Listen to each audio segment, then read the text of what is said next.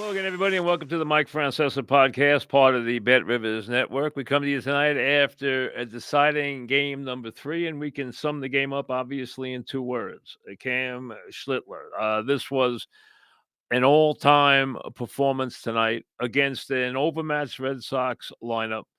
Uh, Listen, if the Sox were going to, and I thought the Sox would be dangerous because of Crochet and because of the style of play, but this Crochet delivered on the goods and they win game 1. So they put the Yankees behind the 8 ball for games 2 and 3, and everything had to go well. And it was a dangerous second game. But if the Red Sox were going to win this series, they were going to do the things they do, which is put pressure on the Yankee defense, execute, play defense, and then pitch in big spots. The Red Sox defense was bad last night. Their base running was bad last night. They made countless mistakes last night. They couldn't get a bunt down. And then tonight, in the 4th inning, the only inning where anybody scores in this game, which had no offense in it, absolutely none, um, they played horrific defense behind a kid who I was very impressed with. I'd never seen Connolly Early before. I thought he was terrific against the Yankee lefties. I thought he did a great job. He threw a bad pitch to Stanton, who thought he had a home run and was lucky that he got the second base on the play. But then he comes right back and strikes out Rice, and he struck out Chisholm that inning, and he got Rosario out. And then in the inning where the Yankees scored 4 runs, let's be honest. I mean, you get a bloop, and the Red Sox defense, it seemed like they were unsure. They're supposed to be great in the outfield defensively. They seemed unsure of themselves the whole series. They were almost always running into each other. They were looking at each other. It seemed like they didn't know who wanted to take the ball. Raphael is supposed to be a great center fielder. He's got to catch that bloop by Bellinger. That can't be a double. It's got to be caught. It's not caught. Then the kid works delicately to Stanton, but he throws a great 3-2 pitch that Stanton lays off, and it's just inside. So now he walks him. And from there, he gets a strikeout of Rice again. And Rice hits lefties pretty good, but he made great pitches to Rice. And then Rosario gets a ball. That Story, if you're a good shortstop, you're going to make that play. You're going to glove that ball. There are a lot of shortstops who would get an out on that ball, and it goes through. And then you get a line drive by Chisholm. And then you get Volpe, who hits a 10 hopper past the second baseman on a ball that, again, a much easier play than the one Chisholm made last night against Yoshida. So the Red Sox, and then Lowe, of course, on a ground ball, if he fields it, it's a double play. Instead of 4-0, it's 2-0, and he boots it. I mean, I thought the Red Sox defense was atrocious this evening. And then, listen, 1 run was going to be enough. They couldn't do anything against Schlittler. Give him credit. There's no, any word you want to use, he deserves. 8 innings, 12 strikeouts. For him, no walks. 107 pitches, 75 strikes. Gas, more gas. Throws the sinker maybe 25 times, 22 for strikes. I mean, unbelievable the way he pitched this evening. No 3-ball count after the second inning. No runner past second base. No threatening balls. Nothing well hit on the entire evening. And he got an easy 8th inning because McMahon, who's in there for defensive purposes. And listen, McMahon's going to live with the platoon because Rosario hits lefties well. He's not a good fielder. And the only time they will not want to put Rosario at second, and they'll probably at that time put McMahon in and live with his bat because they're not going to bench Chisholm unless it's a great lefty. And so Rosario's going to be at third. And they don't want to put Rosario at third when Fried's pitching because they think there's too many ground balls to third. So maybe McMahon plays that game or he comes in the game a lot earlier. McMahon is not going to hit good left-handed pitching. He's not going to hit great right-handed pitching.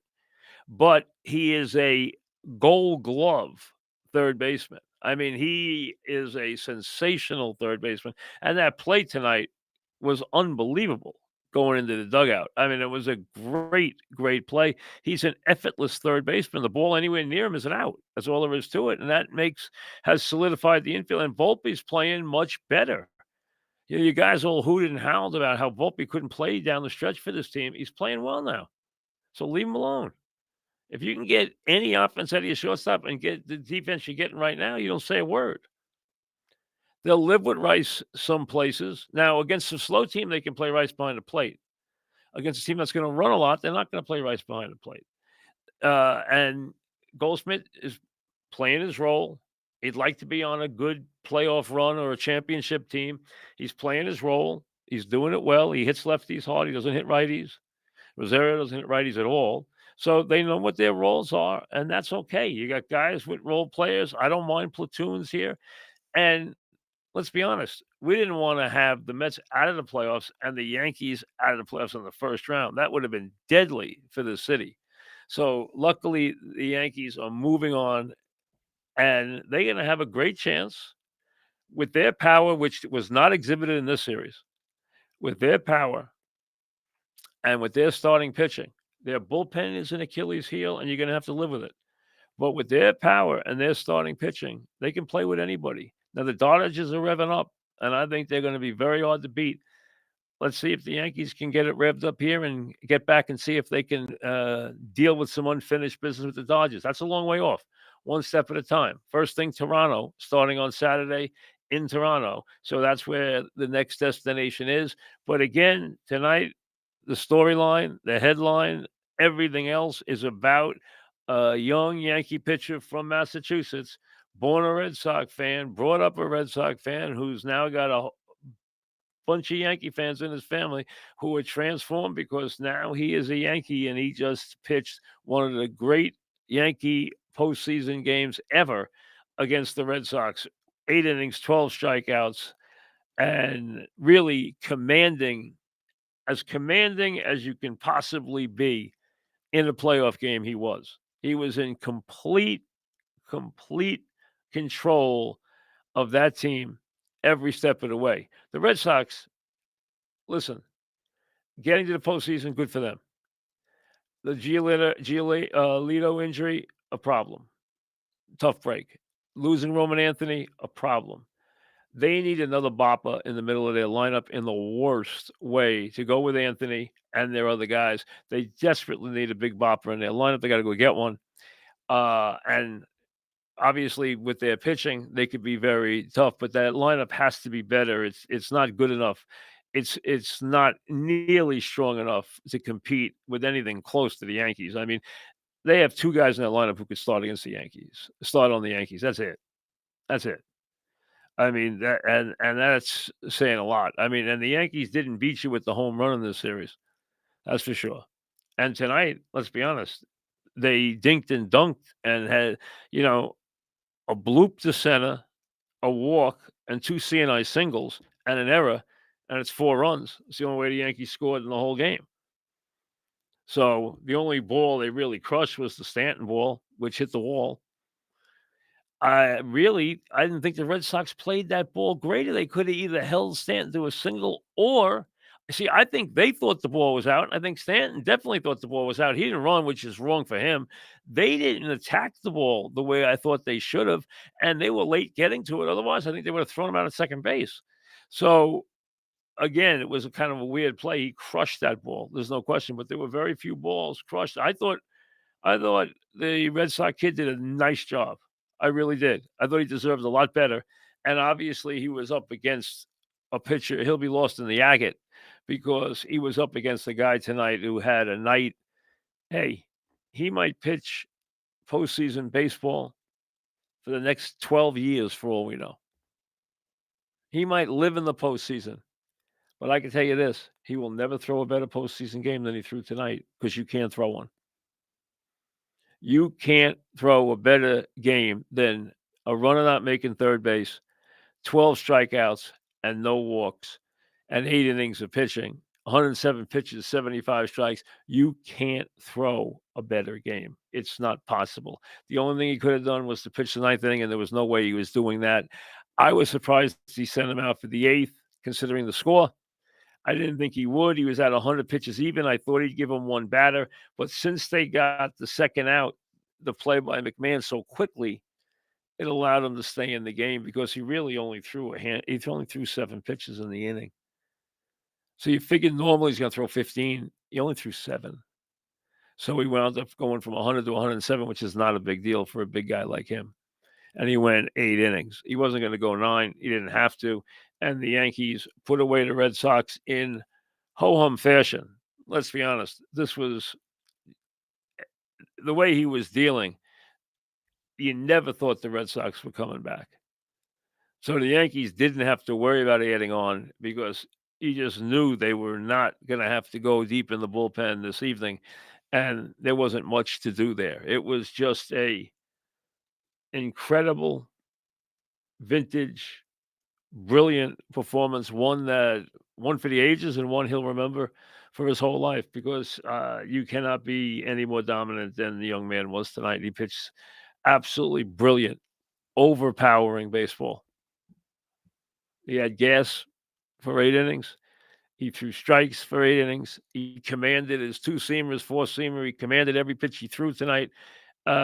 He was absolutely sensational in every way. And his control, he's a guy who's had issues, obviously, at times with control. He threw a couple of pitches wide. He threw a couple of pitches wild high, but not many. He was able to get the ball in the strike zone, and he struck out a lot of guys on high strikes. He struck out a lot of lefties on high strikes, and they don't usually chase high strikes. So that was an impressive performance in every possible way. So day off from a baseball standpoint for Friday. The divisional series are now set. You have a very, very power-packed series, obviously right off the bat, with the Dodgers and the Phillies coming your way on Saturday. I mean, that is really a power-packed series right from the get-go. The Cubs and the Brewers is going to be a lot of fun. The Dodgers and the Phillies is going to be terrific. Yankees and the Blue Jays, again, Blue Jays played very well against the Yankees. The Yankees right now are pitching better than they have. I don't trust their bullpen. I really don't. I have to admit you're seeing more out of Rodon than I would have thought so, although he wasn't great last night, but still, he's pitched well this year. Fried's been what you expect him to be, and this was a tremendous performance. And he has a lot to offer on a good day. So the bottom line is the Yankee pitching, especially the starting pitchers, in better shape than you could have hoped for. And it definitely evens things up with Toronto, which played well against the Yankees. And then, of course, you have the Tigers. And think about it. The Tigers couldn't do anything. They completely collapsed. Let the Indians back in the race. Let the Indians steal the division. And then they turn around, and they beat the Indians, and they're still alive. So here they are now. So you have the Tigers and the Mariners in the fourth series. So 4 interesting series. You have the marquee of the Dodgers and the Phillies. You have a good series with the Cubs and the Brewers. The Brewers had the best record in baseball this year. You have the Yankees and the Blue Jays, and the Yankees have a score to settle with the Blue Jays, who gave them a rough time this year. And then, of course, the Tigers and the Mariners. Those are the teams as we get ready for the ALDS and the NLDS, which will come your way starting on Saturday. The Yankees will play Saturday at 4:05. They will play Sunday at 4:08. They will play Tuesday At the stadium, there'll probably be the 8 o'clock game. Wednesday, I believe there'll also be the 8 o'clock game. And then the game, the deciding game, is on uh, back on Friday in Toronto, and the ALCS will open if the Yankees are in it on Sunday, October 12th. So the Yankees will play Saturday, Sunday, Tuesday, Wednesday, and Friday. That is the plan right now. If that is the schedule as they get ready to play the Blue Jays in the ALDS, and the series will begin 4 o'clock on Saturday, 4 o'clock Saturday afternoon, and 4 o'clock Sunday afternoon is the games right now. So away we go. The Red Sox, it's always fun to play the Red Sox. It would have been nice if it was more than a 3-game series, but you had drama. The Red Sox added to that, obviously, with Crochet's performance in Game 1. The better team won. The stronger team won. The team that could represent themselves better going forward won. And now the Yankees can see if they can get back. And maybe the Dodgers will be standing there. I think there's a good chance. I think the Dodgers are revving it up. I think their pitching is getting stronger. They don't have a good bullpen, but their starting pitching is getting stronger. They have immense power, as we know, immense power. And they can be very, very dangerous. And the Phillies don't have Wheeler. So that has to be taken into account. Despite the fact they have a good team, they don't have Wheeler.